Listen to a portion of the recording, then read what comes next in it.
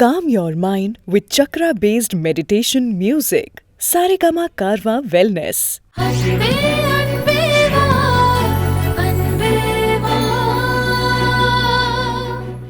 இனிமே எல்லாம் அப்படித்தான். புரிஞ்சு நடந்துக்கோங்க. அதை விட்டுட்டு கண்மணி தான் உலகம், அவதான் வீடு, அவ இல்லைன்னா அந்த உலகமே சுத்தாதுன்னு நினைக்காதீங்க. என்ன கடுப்பேத்துனீங்க. நீங்க எல்லாரும் அவ்வளவுதான் சொல்லிட்டேன். கண்மணி மறந்துருந்தாங்கன்னா இப்படி எல்லாம் நடந்திருக்குமா? வாய முடுறா. ஏன் இன்னும் யூனிஃபார்ம் போடல? கண்மணி தான் போட்டு விடுவாங்க. ஊர்பட்ட வாய் பேச தெரியுது. எங்க அம்மாவை மரியாதை இல்லாம பாரு பாருன்னு சொல்ல தெரியுது. நீ அப்டேட் ஆகி சித்தப்புன்னு என்ன கலாய்க்கிற. இவ்ளோ வளர்ந்து நிக்கிற, உனக்கு யூனிஃபார்ம் போட தெரியாதா? வருண், இங்க பாரு, அவன் குழந்தை, அவன் கிட்ட போய் சண்டை போடுறியே. ஐயோ, உன் பேரன் அப்படியே சண்டைக்கு பயந்துட்டாலும் அவன் குழந்தை இல்ல, வளர்ந்துட்டான். ஓவரா செல்லம் கொடுத்து அவனை கெடுக்காதீங்க. இனிமே கண்மணியும் இல்ல, அம்மாவும் இல்ல. இனிமே உன் யூனிஃபார்மை நீயே போட்டுக்கோ. இருப்பா, முதல்ல அவன் சாப்பிட்டு முடிக்கட்டும். பப்பு, சாப்பிடுப்பா, ஸ்கூலுக்கு டைம் ஆச்சு. நான் கண்மணி வந்தாதான் சாப்பிடுவேன். அவ வரமாட்டா.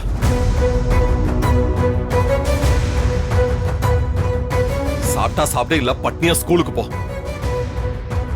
ஏன்பா, கொஞ்சம் அமைதியா பேசுப்பா.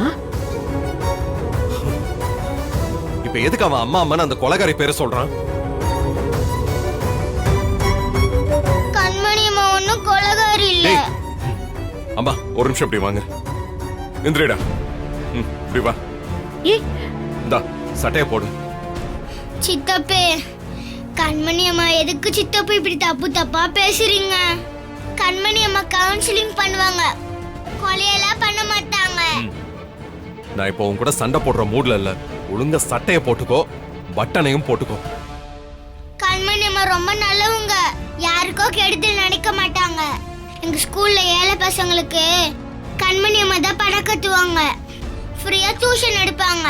எடுப்பா. கொஞ்சம் அசந்து இருந்தா சில பேரோட உயிரையும் எடுப்பா உங்க அம்மா. பாரு, நாங்க தினமும் ஸ்கூலுக்கு போற வழியில ஒரு கடை இருக்கு. அங்க பறவைகளை கூண்டில் அடிச்சு வித்துக்கிட்டு இருப்பாங்க. கண்மணி அம்மா அடிக்கடி அங்க இருக்கிற அந்த கடைக்கு போய் அங்க இருக்கிற பறவைகளை வாங்கி கூண்டில இருந்து பறக்க விடுவாங்க. பறவைகள் சந்தோஷமா சுதந்திரமா இருக்கணும்னு சொல்லுவாங்க. அம்மா அந்த அளவுக்கு நல்லவங்க. அவங்கள கொலை பண்ணிருப்பாங்க. சித்தப்பு கிட்ட சொல்லு பாரு. அவன் இப்ப பூனை ஆயிட்டான். இறுக்கி கண்ணை மூடிக்கிட்டு உலகமே இருண்டு போச்சுன்னு நினைச்சுக்கிட்டு இருக்கான். இவன் கிட்ட எல்லாம் மனுஷன் பேச முடியுமா?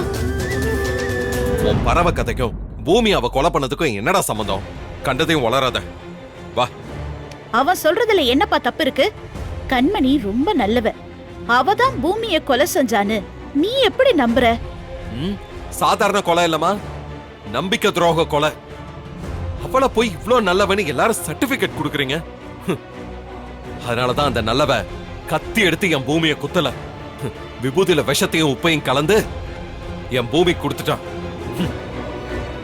எல்லாரும் பக்திக்குன்னு பயன்படுத்துற பொருளை அவ பழிவாங்க யூஸ் பண்ணிக்கிட்டா. இல்ல சித்தப்பே, நீ சொல்றது தப்பே. இத பாரு, இந்த விபூதி கதையெல்லாம் நாங்க நம்பல. நான் நம்புறமா? ஏன்னா அவ விபூதி போட்ட கொஞ்ச நேரத்துல என் பூமி துடி துடிச்சு செத்தா. யாரோ ரொம்ப நெருக்கமானவங்க உப்பு கொடுத்து அவளை கொன்னுட்டாங்கன்னு அந்த வைத்தியரே சொல்லிட்டாரு. அந்த கண்மணிய பெரிய புத்திசாலி, சைக்காலஜி படிச்சவ, கவுன்சிலிங் டீச்சர்னு புகழ்றீங்கல்ல. அவ புத்திசாலித்தனம் இதுல நல்லா தெரியுது. விபூதியில விஷம் கலந்தா யாருக்கு சந்தேகம் வரும்? யாருக்குமே வராது.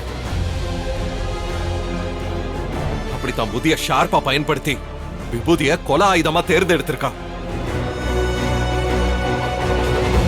இனிமே அந்த விபூதிய நான் என் நெத்தில ஜென்மத்துக்கும் பூச மாட்டேன். அதாங்க இருந்த சாமியாரு கோவில்ல விபூதி கொடுத்தாரு, அத வாங்கி பூசணும்னு அம்மா சொன்னாங்களே சித்தப்பு. அந்த கட்டுக்கதைய நீ நம்பு. நான் நம்பல. அவ பக்கமும் நியாயம் இருக்கலாம்ப்பா. அம்மா, இதுக்கு மேல அந்த கொலைகாரிய பத்தி பேசி என்ன சோதிக்காதீங்கம்மா. வருண், மரண படுக்கையில என் பூமி என் கைய புடிச்சுக்கிட்டு கதற கதற துடிச்சு செத்தாம்மா. அவளை கொலை பண்ணவ நல்லவளாட்ட பக்கத்துல நின்னு டிராமா பண்ணிக்கிட்டு இருந்தா. அந்த காட்சிய நான் சாகுற வரைக்கும் மறக்க முடியாதுமா. அது டிராமா இல்ல சித்தப்பு, நம்ப சித்தப்பு. அந்த கொலைகாரிய நம்பி பூமி என்னையும் இவனையும் அவ கையில ஒப்படைச்சிட்டு போனாலமா. இது எவ்வளவு பெரிய கொடுமை.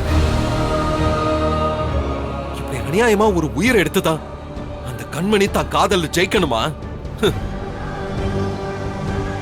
என் பூமியை காப்பாத்த முடியாம நான் துடிச்ச துடிப்பு, தவிச்ச தவிப்பு இந்த ஜென்மத்துல என்னால மறக்க முடியாதுமா.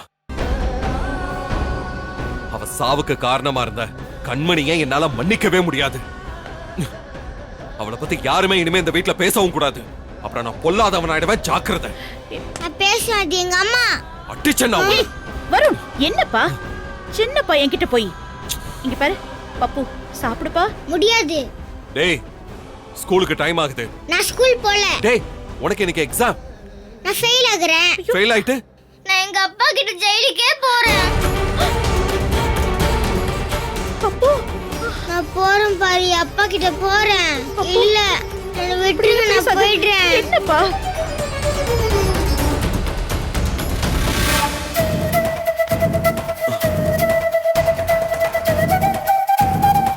நான் உன் சித்தப்பு தான்டா.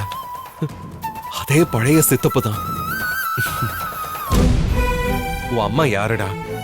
கண்மணி. அதுக்கு முன்னால உன் அம்மா பூமி தானே? ஆமா. பூமி உன்னை தான் சொந்த பிள்ளையா நினைச்சா. நானும் அவளும் சேர்ந்து உன்னை எங்க பிள்ளைய தத்தெடுக்கணும்னு நினைச்சோம். உங்க அப்பா கூட சரின்னு சம்மதம் சொல்லிட்டாரு. தெரியும். உனக்காக தான் நானும் பூமியும் இன்னொரு குழந்தை பெத்துக்கிறதையே தள்ளி போட்டோம். ஏன் வேண்டான்னு கூட நினைச்சோம். இப்ப நீ எங்களை விட்டு போறேன்னு சொல்ற. போயிடாதடா பப்பு. நீ இந்த வீட்டை விட்டு போயிட்டா பூமி ஆத்மா எப்படி சாந்தி அடையும்? நீயே சொல்லு பப்பு. என்னால உன்னை பிரிஞ்சிருக்க முடியுமா? என் மனசு அதை தாங்குமா? சொல்லு.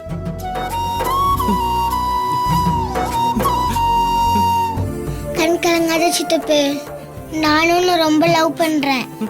நான் பேசினது தப்பு. ஐ எம் ரியலி சாரி சித்தப்பு. I love you. நீ என் உயிர் பப்பு. நீ என் பூமியோட மகன். உனக்குள்ள நான் என் பூமியை பார்க்கிறேன். இதை நீ புரிஞ்சுக்கணும்பா.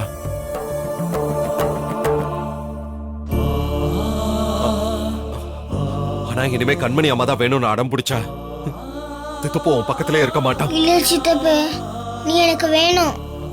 ஆனா ஒரே ஒரு ரிக்வெஸ்ட். சொல்லு.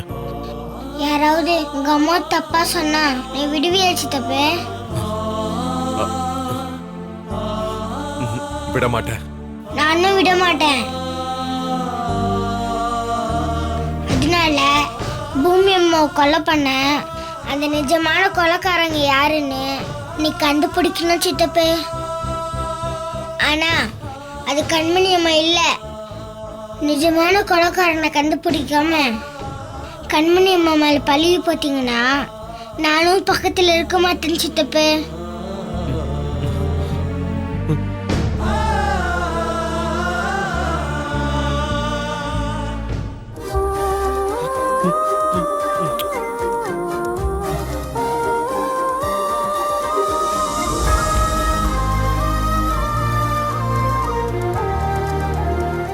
இந்த வீடியோ உங்களுக்கு பிடிச்சிருந்தா லைக் பண்ணுங்க, கமெண்ட் பண்ணுங்க, ஷேர் பண்ணுங்க and மறக்காம சரிகமா டிவி ஷோஸ் தமிழுக்கு சப்ஸ்கிரைப் பண்ணுங்க.